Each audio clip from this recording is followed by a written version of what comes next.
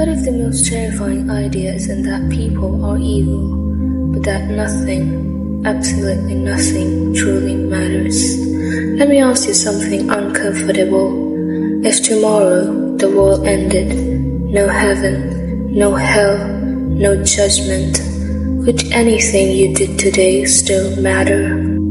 Most people don't like that question. Johan Liebert lives in it. And that's why he isn't just a villain. He is a philosophical wound.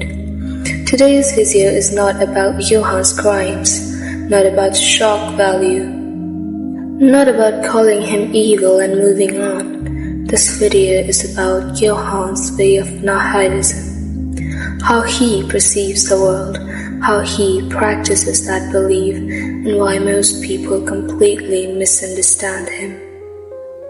If you're interested in philosophy, psychology, or characters that feel too real, this video will change how you see monster.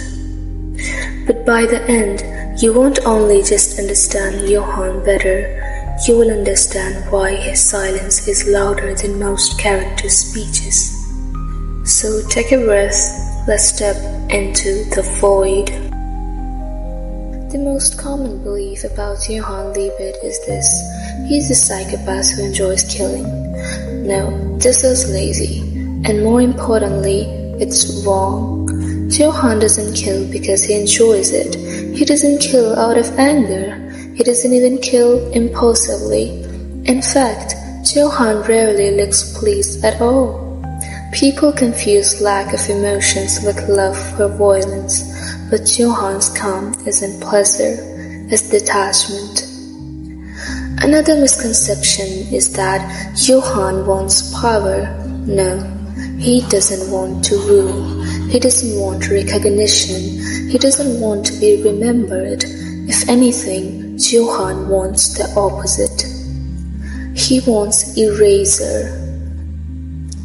These misunderstandings come from watching his actions without understanding his philosophy. So let's talk about the truth. Johan Liebert isn't driven by desire. He is driven by a conclusion that life has no inherent value. To Johan, a name means nothing, and identity is fragile. Morality is a story humans tell themselves, and life is irreplaceable. And if you have watched the Monster series, this belief didn't come from nowhere. Johan was stripped of identity as a child, treated as an experiment, and reduced to a number.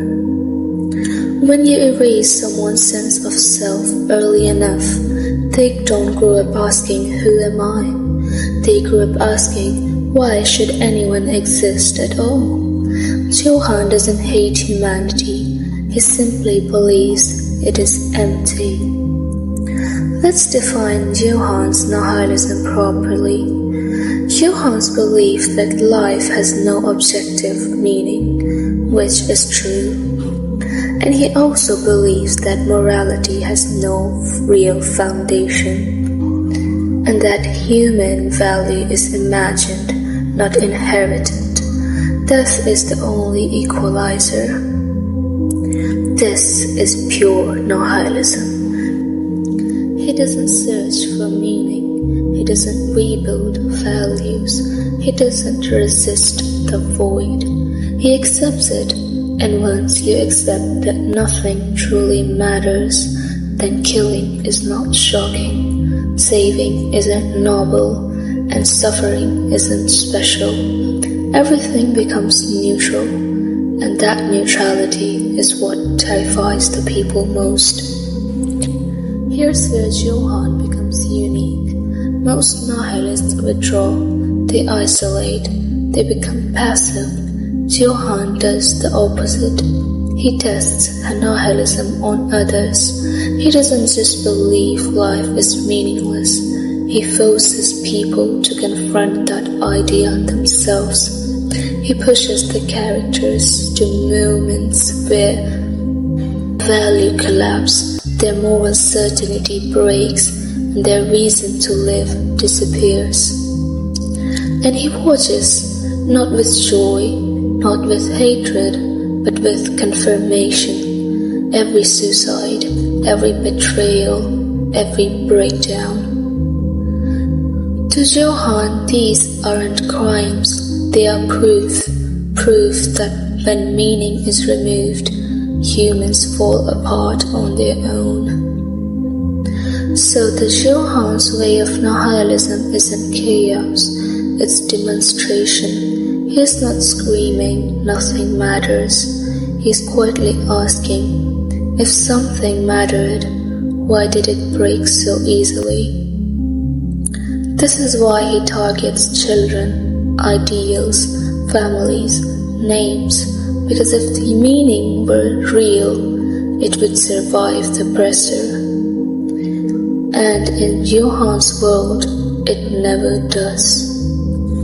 And here's the question Monster leaves us with. Is Johan wrong? Not morally, but philosophically.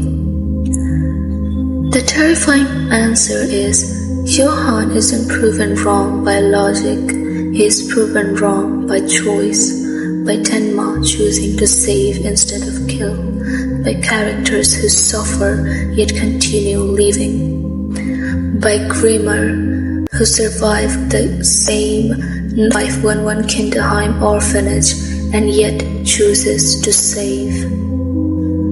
And not because life makes sense, but because they refuse to let meaning die quietly. Johan shows us the void, others show us a resistance. And that's why this channel exists. Adi's Arena isn't here to explain stories at surface level. It's here to sit with uncomfortable ideas.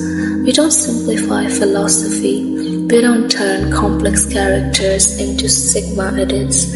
We slow down, we think, and we question. If you're tired of shallow takes, if you want content that actually adds weight to how you think, this channel is for you.